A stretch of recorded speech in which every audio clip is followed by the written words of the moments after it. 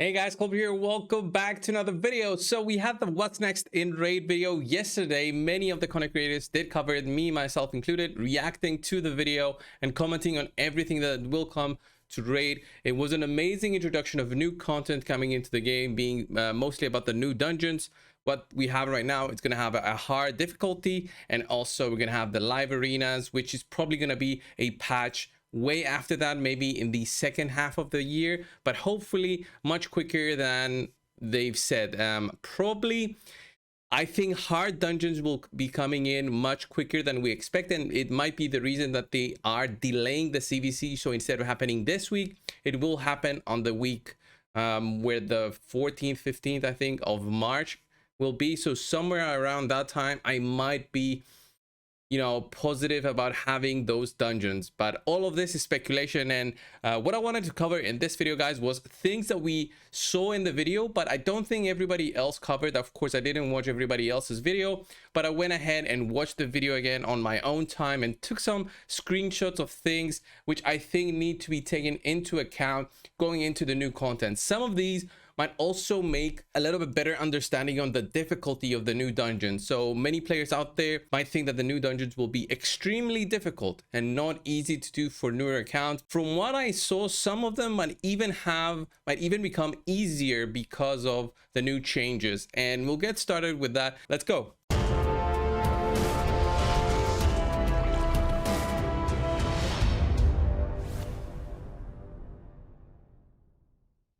So in the what's next in raid video, we get started with the new dragon showcase. Right, the new dragon showcase is very interesting, and I do believe that the new dragon will not be as difficult as it might sound because of all the poisons that the boss applies on you and then it activates them. I still believe that champions such as Theodore might be able to still solo with a little bit better gear, higher amounts of health, higher amounts of resistance will equal to resisting the poisons that the boss does.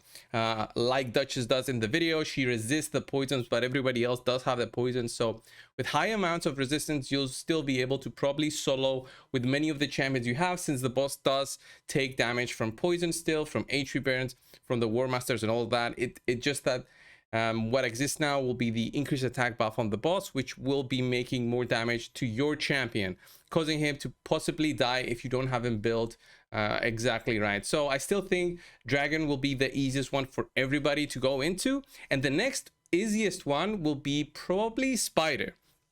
All right, and looking at this screenshot that I took was during the mention of the video that we saw, the next in raid, there was a mention about HP burns doing damage on the small spiders will equal to a big heal to the big spider. And as we see it here from the green numbers right there and the red big numbers right there. So the red numbers come from the HP burn activation happening to the small spiders, and then the heal is the green one. So the heal is exactly a third of the damage dealt. So as we know, HP burns do 3% of the amount of health that the enemy has, meaning that the amount of heal will be 1% of heal. So you'll be doing 3% of the boss's health as damage, and the boss will be healing for 1%. So that means the strategies that we have already will still pretty much be valid for the hard version of the dungeons. I don't think that, especially for spider, we'll even need to change our teams, maybe tweak the speeds because of no terminator reduction. So I'll give you an example of a 4-person team that I have. Of course, it does have very specific champions here, being Cisia, which is stuns and HP burns, and Tunisia stuns and HP burns, and then Cisia for the HP burn activation. So instead of Cisia, you can have Theodore. It pretty much works the same way. And then we have a reset champion, which is Prince Kaimar, and some damage coming in from Cold Heart. So instead, for the 5th champion, which I usually do food champions where I level them up in the spider, now I'll probably have maybe one more damage champion or even another reset champion. It all depends. But how the new dungeons will go is what I'm guessing, at least right now, is that the way that the dungeon will go is that you'll do some damage maybe with the Cold Heart. The terminator will not be reduced, but as long as you have enough speed to go before the enemy big spider, so anything above 190 was at least for stages up to 25, maybe in hard mode will have much higher speeds on the boss, maybe 210 to 20, who knows. We'll just need to boost all our speeds up to higher of that amount in order to do what we want to without any thermometer manipulation. So having that into consideration, you go into the boss, you do a little bit of damage maybe with cold hard. You won't have the thermometer manipulation, but you'll apply the HP burn on 2, 4, 6, 8, 10 targets, okay, and then 11 on the spider.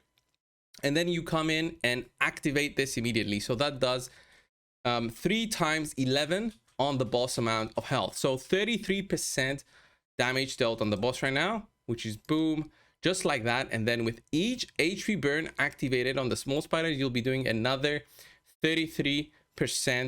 No, actually it's 30% on the boss in terms of amount of damage dealt. You won't be doing 33 because the HP burn on the boss will still not be activated. The boss needs to take a turn. The spiderlings are taking a turn, and because they're stunned, they won't be just running on your damage dealer, okay? And remember, the boss will be healing by 1% each time. So overall, by the end of all this, okay, what it sums up is that you'll be doing 99% of the boss's health in terms of damage through HP burns, and then the boss will be healing by 30%. But a big thing that the video covers is that after the small spiders die, okay, let me show you here. After the small spiders die, the next picture is this one.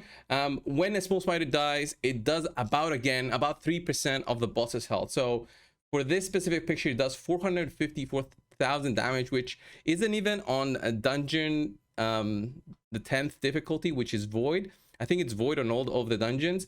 So this might even be higher than 3% when killing the small spiders. So what this means is that the HP burn activation method will still be working for the spider dungeon.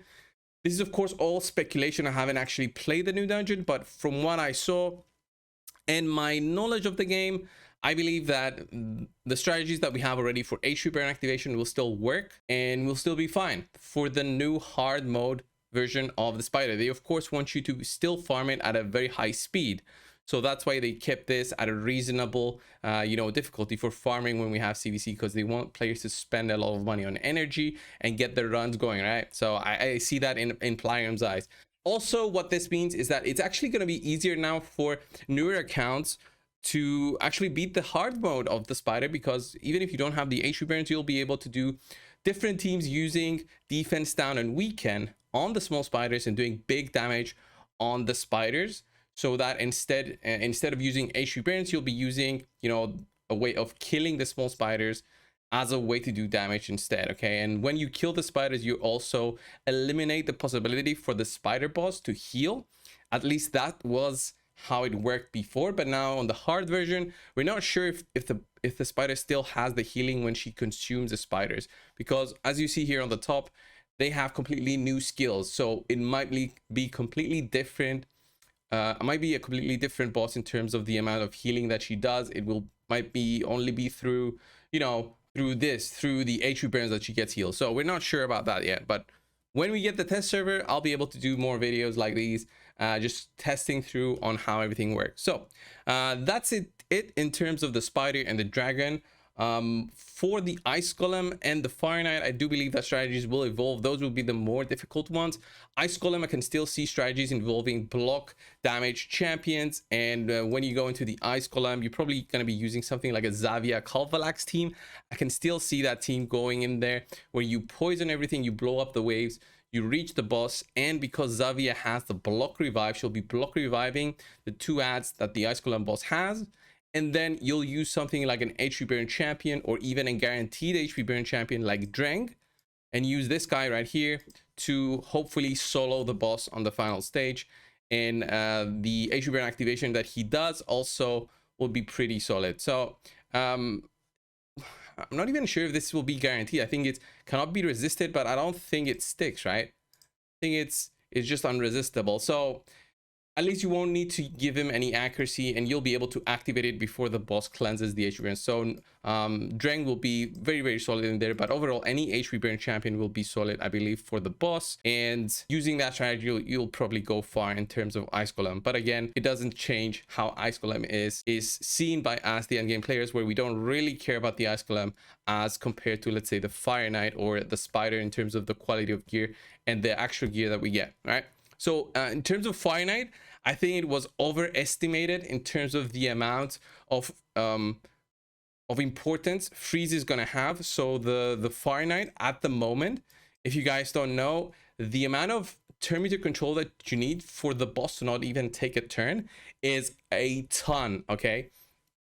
And you'll see the run that I'm doing right now. This run that I'm doing right now is on difficulty 25. This run is still very, very difficult to keep the turn meter down. You cannot manipulate the boss's turn meter as much with a 15% reduction per freeze that you apply. Even if you have a perfect freeze champion, remember that the shield on the top there will be huge. How I see it is that probably seer teams will go away from the meta of the hard mode dungeons, and possible that multi-hit champions and ally attack champions will be the ones rising up because of the 21 shields on the boss. I can see rare champions being used more than, you know, legendary champions for the specific use of Phantom Touch, which gives you those extra hits in there, which helps reduce the number of shields. Champions such as Coldheart might still be used, but I don't think she'll be able to take a hit from the boss. The boss will be hitting very hard.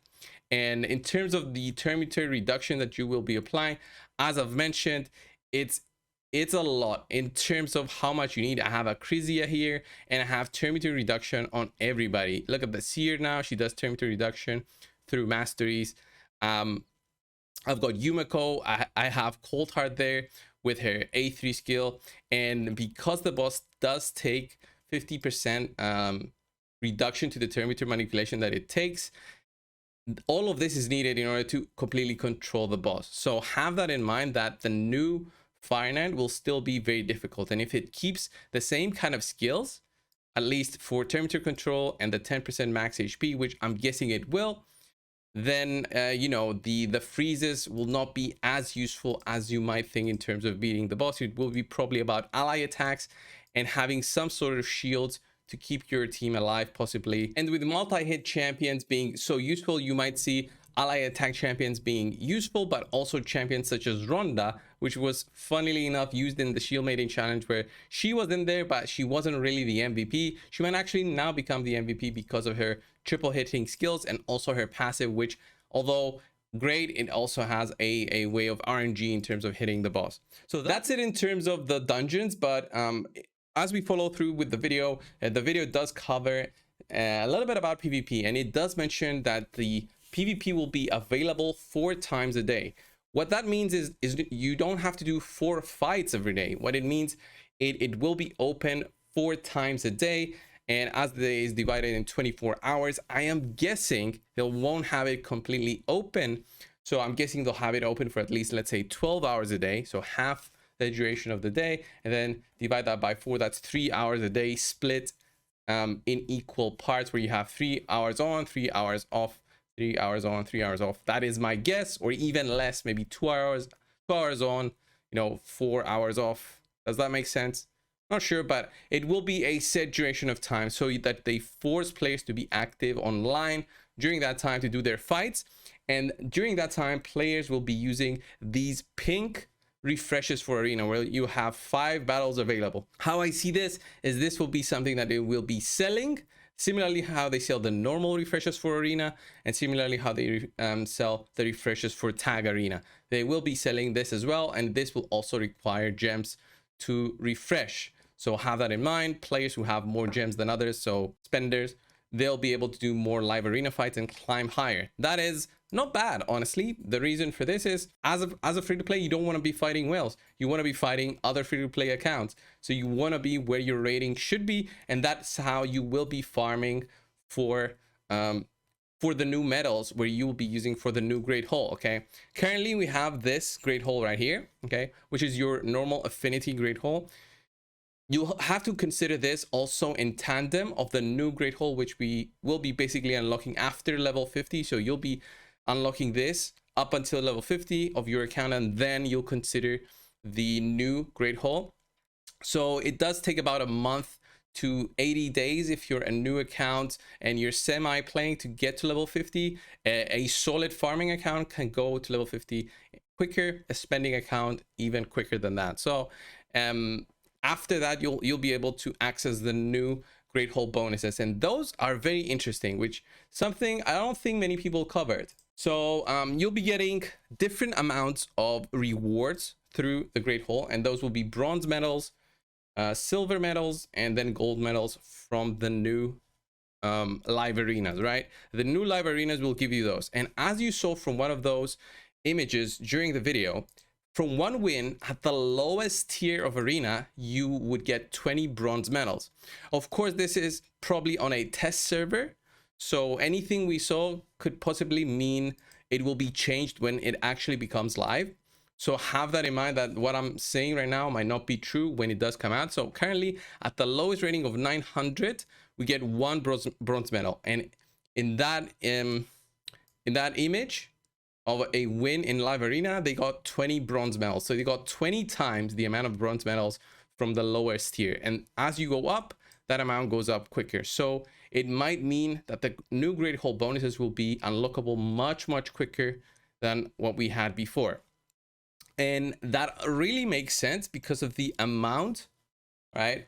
If we go and zoom out here, and that really makes sense if we go and see the new area bonuses. Okay, there's 2, 4, 6, 8 area bonuses compared to what we currently have available, and this will mean a lot of farming. And these bonuses also have different tiers, so grade 1, grade 2, and grade 3. This means that these tiers will be easier to unlock than others. And I don't know if anybody else has covered this, but this is shown here in one of the screenshots where it is 2,000 gold medals on a grade 3 for Demon Lord to get the level 10. So it's 1,000 for the grade 2. So we see that in the next screenshot. So this is level 2 for Spider as an example. You need 1,000 of these to get the maximum amount of level upgrade for level 10. Okay, of course you have to get all the previous ones, but that is just an example that I'm giving, is that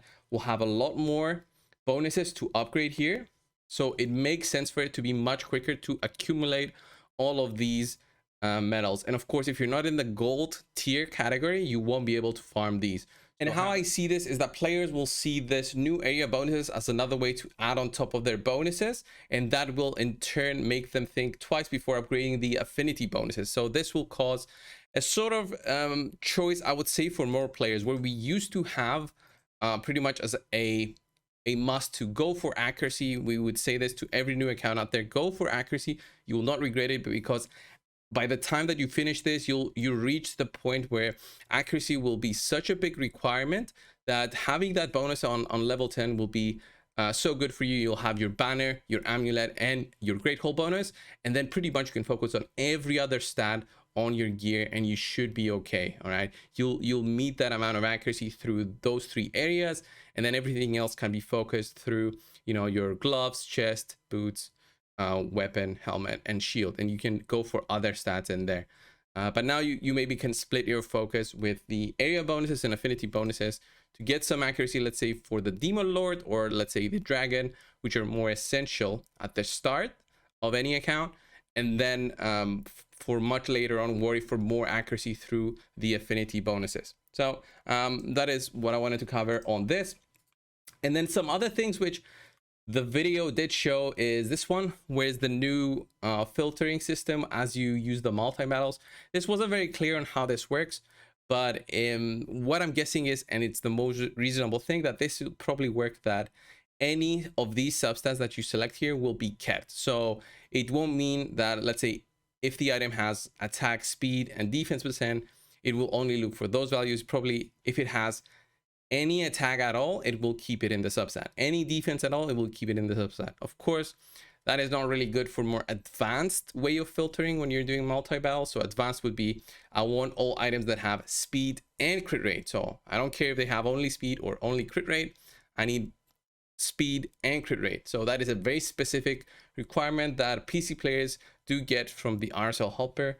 But the filtering system will cover at least this part, which is obviously a good thing for the mobile players out there and the players who play more on their phone compared to us who play more on the PC. So that's in terms of the filtering system. These are other things that I noticed which don't make sense at all, and I think that these are just bugs on this test server build that Plarium is playing. It's not even a test server build because we get the test server. So what they have is the development build, which is something even, you know, more primitive than a test server build. Test server builds are usually pretty much final or at the 99% of development. These builds are development builds, which are much different, because as you see here, this is a common and an uncommon protection set, which if you see on the Hydra, you cannot get that kind of gear. The lowest that you can get is a rare piece of protection, possibly from the Hydras. So what I'm guessing is that screenshot that I've took, this is probably like a test server, a development build where you can get items without even actually doing the content. So they fill up the account with 1,000 items of varying quality, roles, and rarities. Okay, and they do that in order to be able to equip champions and actually play without actually having to farm. So that's what I'm guessing, and I'm also guessing this applies to the next image right here, where we see mythical version of the accessories that you can get from CVC. So this might actually be true, and we might actually get CVC accessories that are mythical in, you know, new CVC tournaments that we have after mythical artifacts and accessories that are introduced through the dungeon. So when we have that, maybe CVC now gives mythical, and that might also be that might also mean, you know, mythical accessories through you know, the clan shop right here. Okay, let me show you. Boom. Maybe we can actually start getting mythical here with higher levels of the clan shop being available. So if your clan maybe reaches the top level, which is level 20, then that might unlock mythical gear, but who knows until then. And I also want to add that with mythical gear, we'll probably should also expect a hard mode or even like a nightmare mode of the Doom Tower, because now all the gear that you get from the Doom Tower will be subpar compared to what we're going to be getting from mythical, at least for endgame accounts. For endgame accounts, a mythical savage set will be better than a legendary lethal because of that extra roll that you can possibly get on critical rate and critical damage. That will of course surpass the bonus that you get from lethal, which is only 10% crit rate. But that might actually be by the end of next year, by the end of 2023, where we'll have another difficulty. I believe that it was data mined in the past for another difficulty in the Doom Tower, which is something that we might see coming in, but I don't think it's going to come anytime soon. Probably by the end of the year. We're probably going to have more things coming into the game that we don't know of, like more bosses on the Hydra, more bosses even on the clan boss, to make sense for the new bonuses that we get through live arena. Who knows, they might just add all those bonuses to the new Great Hall just to make things easier for newer players out there. That being said, this was the video, guys. I hope I didn't bore you with all of this. It's just the small things that I've noticed from the video. I've took all those screenshots. You're free to comment down below on what you think about any of these, and if you disagree or agree, and comment down below. Thank you so much, and I will see you in the next one. See ya.